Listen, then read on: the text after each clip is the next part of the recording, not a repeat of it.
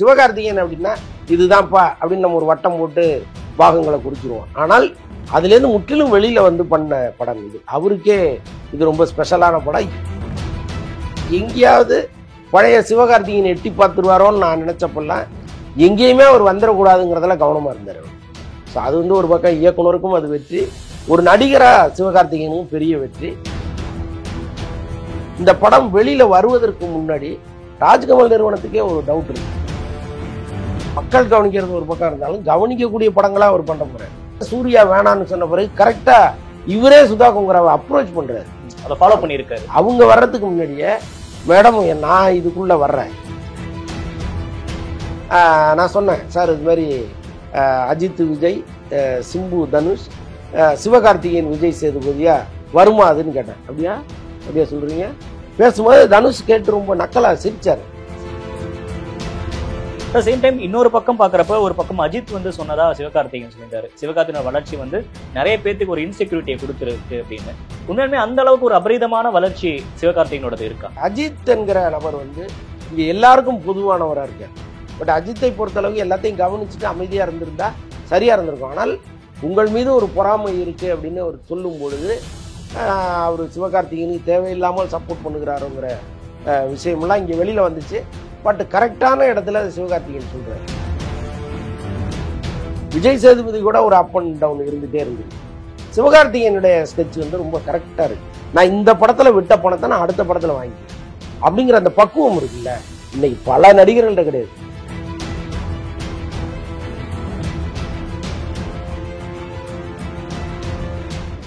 அமரன் ஒரு மிக முக்கியமான திரைப்படம். அந்த படத்தோட வசூல் கிட்டத்தட்ட 300 கோடி தாண்டிடுச்சு அப்படின்றாங்க, கோட் படத்தை மிந்திருச்சு அப்படின்னு சொல்றாங்க. நீங்க எப்படி சார் இந்த படத்தை பாக்குறீங்க? இது சிவகார்த்திகேயன் கரியருக்கு எவ்வளவு முக்கியமான ஒரு படம்? ரொம்ப ரொம்ப முக்கியமான படம். என்ன காரணம் அப்படின்னா, இதுவரைக்கும் சிவகார்த்திகேயன் நடித்த படங்கள்லாம் பார்த்தீங்கன்னா ஒரு ஒரு ஃபார்முலாவுக்குள்ள அடங்கின படமா இருக்கும். ஒரு ஒரு ஒரு காமெடி இருக்கும், ஒரு லவ் இருக்கும், ஒரு சென்டிமெண்ட் இருக்கும், ஸ்டாக்கிங் இருக்கும். ஆமா அதே மாதிரியே இருக்கும் எல்லா படமும். டைட்டில் தான் வேற வேறையா இருக்குமே தவிர அவருடைய பாணிங்கிறது ஒரே மாதிரி தான் இருக்கும். சில படங்கள் ட்ரை பண்ணியிருக்காரு. இப்போ ரெமோ மாதிரி படங்கள்லாம் கொஞ்சம் முயற்சி பண்ணியிருக்காரு. கமல் எப்படி அவ்வை சண்முகி பண்ணாரோ அந்த மாதிரிலாம் கொஞ்சம் ட்ரை பண்ணியிருக்காரு. பட் சிவகார்த்திகேயன் அப்படின்னா இதுதான்ப்பா அப்படின்னு நம்ம ஒரு வட்டம் போட்டு பாகங்களை குறிச்சிருவோம். ஆனால் அதுலேருந்து முற்றிலும் வெளியில வந்து பண்ண படம் இது. அவருக்கே இது ரொம்ப ஸ்பெஷலான படம். எங்கேயாவது பழைய சிவகார்த்திகேயன் எட்டி பார்த்துருவாரோன்னு நான் நினைச்சப்பெல்லாம் எங்கேயுமே அவர் வந்துடக்கூடாதுங்கிறதுல கவனமா இருந்தார் அவர். ஸோ அது வந்து ஒரு பக்கம் இயக்குனருக்கும் அது வெற்றி, ஒரு நடிகரா சிவகார்த்திகேயனுக்கும் பெரிய வெற்றி. இந்த படம் வெளியில வருவதற்கு முன்னாடி ராஜ்கமல் நிறுவனத்துக்கே ஒரு டவுட் இருந்துச்சு. ஏன்னா ஒரு ரொம்ப பொய்ட்டிக்கான ஒரு கதையை எடுக்கிறோம், ஒரு பயோபிக் எடுக்கிறோம், சிவகார்த்திகேயனை வித்தியாசமா காமிச்சிருக்கோம், இந்த கச்சா முச்சா காமெடி எல்லாம் இல்லை, இந்த படத்தை மக்கள் வந்து எப்படி அக்செப்ட் பண்ண போறாங்க அப்படிங்கிற ஒரு பயம் அவங்களுக்குள்ள இருந்துச்சு. ஆனால் அந்த முதல் ஷோவே எல்லாரும் கொடுத்த ரியாக்ஷனுங்கிறது டோட்டலா வேறையா மாறிச்சு. அதற்கப்புறம் சிவகார்த்திகேயன் கொண்டு போய், சிவகார்த்திகேயன் மட்டுமல்ல இந்த படத்தில் நடித்த சாய் பல்லவியும் மிகப்பெரிய ஸ்கோர் பண்ணியிருக்காங்க. இந்த படத்தினுடைய வெற்றியை நீங்க சரிபாதியா பிரிச்சிங்கன்னா சாய் பல்லவிக்கு ஒரு பாதியை கட்டாயமா கொடுக்கலாம். அவங்களோட ரோல் அவ்வளோ ரொம்ப அதாவது ரொம்ப ஷட்டிலா எங்க வந்து நீங்க அந்த பர்ஃபார்மன்ஸை காட்டணுமோ அங்க மட்டும்தான் அவங்க காமிச்சிருக்காங்க. ரொம்ப எக்ஸாகரேட் பண்ணிலாம் எதுவுமே பண்ணலை. அப்படி மில்லிமீட்டர் அளவோட பண்ணியிருக்காங்க. அவங்க ஒரு மிகப்பெரிய காரணம். சேம் டைம் நேற்று பேசுறப்ப சிவகார்த்திகேயன் விஷயம் சொல்லியிருக்காரு, என்னன்னா ஒரு படத்தோட கதை, அந்த பட்ஜெட் முக்கியத்தோட அந்த ப்ரொடக்ஷன் கம்பெனின்றது ரொம்ப முக்கியம் அப்படின்ற விஷயத்த பதிவு செஞ்சாரு. உண்மையுமே அது அப்படி ஒண்ணு இருக்கா சார்? ஒரு ப்ரொடக்ஷன் கம்பெனி தான் அந்த படத்தை அடுத்த லெவலுக்கு வந்து எலிவேட் பண்றதுக்கு உதவி செய்யுதா? நிச்சயமா. இப்ப கதை எழுதுவதுங்கிறது ஒரு பெரிய விஷயமே இல்லை. அந்த கதையில் இவங்க எழுதியிருக்கிற அந்த களம் இருக்குல்ல, அதை நீங்க சரியா பர்மிஷன் வாங்கி கொடுக்கறதுல கம்பெனி தயாரா இருக்கணும். இப்ப சில பேர் என்ன பண்ணுவாங்க, கதை களத்தையே மாத்திடுவாங்க. சார் அவ்வளோ பட்ஜெட் நம்மகிட்ட இல்லை சார், இது எதுக்கு நம்ம வந்து பெங்களூர்ல வைக்கணும், வாங்கலாம் நம்ம ஊரப்பாக்கத்தில் வச்சுக்கலான்ட்டு கொண்டு வந்துருவாங்க. இப்போ ஆட்டோமேட்டிக்காக எல்லாமே சுருங்கி சுருங்கி சுருங்கி சின்னதாக வந்து ஒன்றும் இல்லாமல் போயிடும். ஸோ அப்போ ஒரு ப்ரொடக்ஷன் நிறுவனம் வந்து அந்த டைரக்டர் சொல்கிற அந்த கனவுக்கு இவங்க தயாராக இருக்கணும் முதல்ல. இப்போ இவ்வளோ பெரிய ஒரு மிலிட்ரி கேம்பஸ் அப்படின்னு சொல்லும் பொழுது அங்கே பர்மிஷன் வாங்குறது கஷ்டம் சார். அதுவும் நீங்கள் காஷ்மீரில் போய் எடுக்கிறது, அந்த முகுந்து டிராவல் பண்ண இடத்துலயே போய் எடுக்கிறது. முகுந்த் எங்க அந்த ஆப்ரேஷன் நடத்தினாரோ அதே இடத்துல இவங்க பண்ணியிருக்காங்க. இப்போ அங்கே அதாவது அங்கே ரொம்ப எக்ஸ்பென்ஸுங்கிறது அளவு கடந்த ஒரு எக்ஸ்பென்ஸ். இப்போ இங்கே நாம் ஒரு ஹோட்டலில் இருக்கிற ஒரு சாதாரண ஒரு 3500 ரூபா 4000 ரூபா ரூம் வந்து அங்கே 1.5 லட்சம் ரூபா. அப்படி ஒரு ரூமு தான் சிவகார்த்திகேயன் அவங்க ஏற்பாடு பண்ணி கொடுத்துருக்காங்க. ஸோ அப்படி செலவுகளை அவங்க வந்து பண்ணுறது. அப்புறம் வந்து பர்மிஷன் வாங்குறதுல கமல் வந்து ஒரு மிகப்பெரிய பங்கு ஆற்றியிருக்காரு. என்னன்னா அவர் ஏற்கனவே ஆளவந்தான் பண்ணும்போது நிறைய இராணுவ அதிகாரிகளோட அவருக்கு ஒரு நட்பு இருந்திருக்கு. அவங்க எல்லாமே இன்னைக்கு இராணுவத்தில் ஒரு மிகப்பெரிய பதவியில் இருக்காங்க. அப்போ இவர் நேரடியாகவே பேசி அந்த முகுந்து டிராவல் பண்ண இடங்களில் எல்லாமே பர்மிஷன் வாங்கி கொடுத்தது அவர் தான். அதற்கப்புறம் இந்த ஸ்கிரிப்டை ஒப்படைக்கும் போது அவங்க மிலிட்ரியிலேருந்து நிறைய கேள்விகள் கேட்பாங்க, இது என்ன அது என்னன்ட்டு. அதுக்கெல்லாம் ஒரு விளக்கத்தை கொடுத்து அங்கே அந்த பர்மிஷன் வாங்கிட முடியாது. முடியாது. நீங்கள் மிலிட்ரிக்கு எதிராக ஒரு படத்தை நீங்கள் எடுத்தீங்கன்னா எப்படி மிலிட்ரி அனுமதிக்கும்? அது அவங்க கேம்பஸ்லேயே போய் எடுக்கிறது. ஸோ அப்போ ஃபுல்லாக அவங்க படிச்சுட்டு அதுக்கப்புறம் பர்மிஷன் கொடுப்பாங்க. ஸோ இது எல்லாமே வந்து சரியாக செஞ்சது ராஜ்கமல் நிறுவனம். ஸோ அதனால தான் சொல்லியிருக்காரு. சிவகார்த்திகேயனை இதற்கு முன்னாடி தமிழ் சினிமா பார்த்ததுக்கும் அமரனுக்கு அப்புறம் பார்த்ததுக்கும் என்ன வித்தியாசங்கள் இருக்க போகுதுன்னு நீங்க பாக்குறீங்க? ஏன்னா அவரோட லைனப், அடுத்து வரக்கூடிய லைனப்ல இருந்து எல்லாத்தையும் மக்கள் இனிமேல் உன்னிப்பா கவனிப்பாங்க அப்படின்னு நம்ம பார்க்க வேண்டியது இருக்கா? மக்கள் கவனிக்கிறது ஒரு பக்கம் இருந்தாலும் கவனிக்கக்கூடிய படங்களா அவர் பண்ண போறாரு. இப்போ அடுத்து ஏஆர் முருகதாஸ், அடுத்து ஹச் வினோத். ஸோ இப்படி வந்து ஒரு முக்கியமான இயக்குனர்களை முதல்ல அவர் வந்து அண்டர்டேக் பண்றாரு. சுதா கொங்கரா படம், புறநானூறு. ஸோ இந்த மாதிரி கதையெல்லாம் சூர்யா வந்து அந்த மாதிரி படங்களை விட்டுறவே கூடாது. ஸோ அப்படிப்பட்ட ஒரு கதை. நீங்கள் படம் ஓடுது ஓடலைங்கிறத தாண்டி இந்த சொசைட்டியில் ஒரு பேசு பொருளாக அந்த படம் இருக்கணும். ஏதோ ஒரு பொழுதுபோக்கு படம் வந்துச்சு கை தட்டணும் அப்படிங்கிறது இல்லாமல் அந்த கதை சொல்கிற கருத்து, அந்த கருத்துக்கு பிறகு எழுகிற விவாதம், இது ரெண்டும் இருந்தால் தான் அந்த படம் வந்து காலத்துக்கும் பேசப்படும். ஸோ அப்படிப்பட்ட ஒரு படம் வந்து புறநானூறு.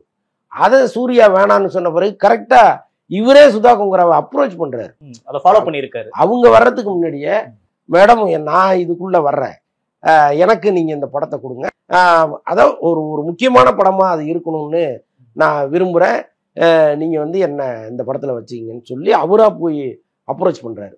ஸோ இது வந்து அவருடைய லைனப்பில் நீங்கள் பாருங்கள், எல்லாமே முக்கியமான படங்களாக இருக்குது. அப்போது இன்னொரு 4 வருஷத்தில் சிவகார்த்திகேயனுடைய வளர்ச்சிங்கிறது இன்னும் ஒரு பிரம்மாண்ட வளர்ச்சியாக இருக்கும். சேம் டைம் இன்னொரு பக்கம் விஜய் சேதுபதியோட மகாராஜா படமும் பயங்கரமான ஒரு வெற்றி படமா மாறி இருக்கு. வெளிநாட்டுல கூட நல்ல வரவேற்பு இருக்கிறத பார்க்க முடியுது.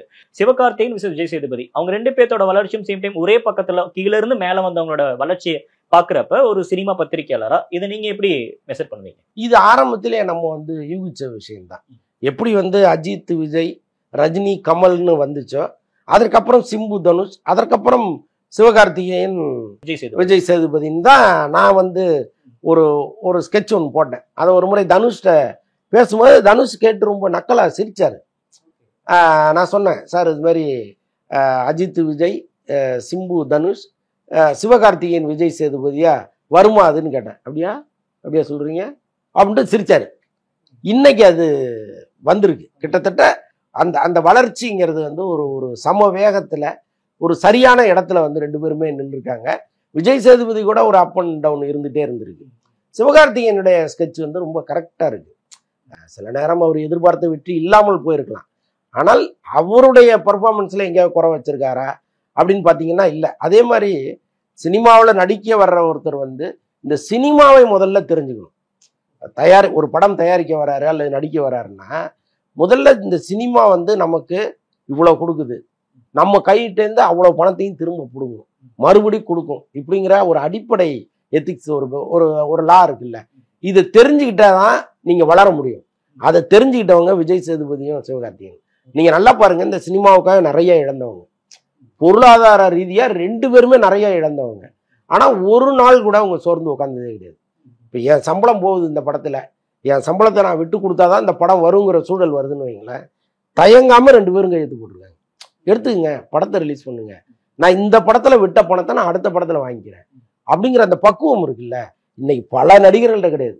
சிம்பு மாதிரி ஆட்கள்கிட்டே கிடையாதுங்க. இந்த சினிமாவிலேயே பிறந்ததுலேருந்து அவர் சினிமாவை பார்க்குறாரு, அவர்கிட்டே கிடையாது. இந்த படத்தில் சம்பளம் பாக்கின்னா அந்த படம் வரக்கூடாதுன்னு நிற்பார் அவர். என் பாக்கியை செட்டில் பண்ணிட்டு படத்தை விடும்பார். ஆனால் சிவகார்த்திகேயன் அப்படி ஒரு நாளும் இருந்ததில்லை, விஜய் சேதுபதி இப்படி ஒரு நாளும் இருந்ததில்லை.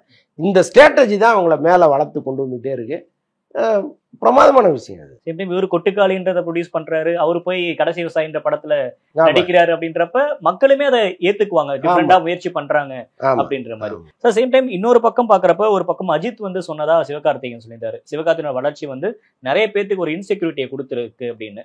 உண்மையுமே அந்த அளவுக்கு ஒரு அபரிதமான வளர்ச்சி சிவகார்த்திகேயனோடது இருக்கா? இருக்கு, நிச்சயமா இருக்கு. அது அதான் இந்த நெப்போட்டிசம்னு சொல்ற மாதிரி ஒரு வளரும் போது அவரை ஒடுக்குவதற்கான முயற்சிகள்லாம் இங்க நடக்கும். அதை ரொம்ப அனுபவிச்சவர் சிவகார்த்திகேயன். விஜய் சேதுபதியை விட நிறைய அனுபவிச்சவர் அவர் தான். அது ஆரம்ப காலத்துல அவர் பல மேடைகள்ல அழுததெல்லாம் நம்ம பார்த்தோம். ஸோ அப்படி ஒரு ஸ்ட்ரகிளில் தான் அவர் வந்தார். அப்படி இருக்கும் பொழுது இதை வந்து அஜித்தும் கவனிச்சுட்டே இருக்காருல்ல. அவர் வரப்பையும் நல்ல ஸ்ட்ரகிள்ஸ் இருந்து இங்க இருக்கிற எல்லாருமே அவர் கவனிச்சுட்டே இருக்காருல்ல. அப்போ அதுல வந்து கரெக்டா சிவகார்த்திகேயனை அவர் சூஸ் பண்றாரு. இவர் வந்து கரெக்டா வளர்றாரு. அவர் சுற்றி இவ்வளவு பிரச்சனைகள் இருக்கு அப்படிங்கிறத அவர் கரெக்டா புரிஞ்சுட்டு தான் அதை சொல்லியிருக்காரு. பட்டு அஜித் என்கிற நபர் வந்து இங்க எல்லாருக்கும் பொதுவானவராக இருக்கார். இந்த இடத்துல அஜித் மீது ஒரு சின்ன ஒரு ஒரு ஒரு இப்படி அவர் சொல்லியிருக்கணுமா அப்படிங்கிற எண்ணம் வந்து மற்ற நடிகர் நடிகைகளுக்கே இங்கே இருக்கு. ஒரு சார்பான ஒரு நடிகர் பக்கத்தில் அவர் நின்றுட்டாரோ அப்படிங்கிற ஒரு எண்ணமெல்லாம் வந்திருக்கு. பட் அஜித்தை பொறுத்தளவுக்கு எல்லாத்தையும் கவனிச்சுட்டு அமைதியாக இருந்திருந்தா சரியாக இருந்திருக்கும். ஆனால் உங்கள் மீது ஒரு பொறாமை இருக்குது அப்படின்னு அவர் சொல்லும் பொழுது அவர் சிவகார்த்திகேயனுக்கு தேவையில்லாமல் சப்போர்ட் பண்ணுகிறாரோங்கிற விஷயமெல்லாம் இங்கே வெளியில் வந்துச்சு. பட் கரெக்டான இடத்துல சிவகார்த்திகேயன் சொல்கிறார், எனக்கு வந்து அஜித் சப்போர்ட்டாக இருக்கார், விஜய் சப்போர்ட்டாக இருக்கார், ரஜினி சப்போர்ட்டாக இருக்கார், கமல் சப்போர்ட்டாக இருக்காருங்கிறத அங்கங்கே பதிவு பண்ணிகிட்டே இருக்கு. இது ஒரு யுக்தியா சார்? எல்லா ஆடியன்ஸும் பக்கம் வரணும். இது ஒரு யுக்தி. அதை வந்து அது துருத்திட்டு வெளியில் தெரியாமல் அப்படி போகிற போக்கில் அவர் ஏற்கனவே வந்து ஒரு பெரிய பிரமாதமான பேச்சாளர்ல. ஸோ அதை அழகாக கொண்டு வந்து அப்படி கோர்த்து கொண்டு போகிறார்.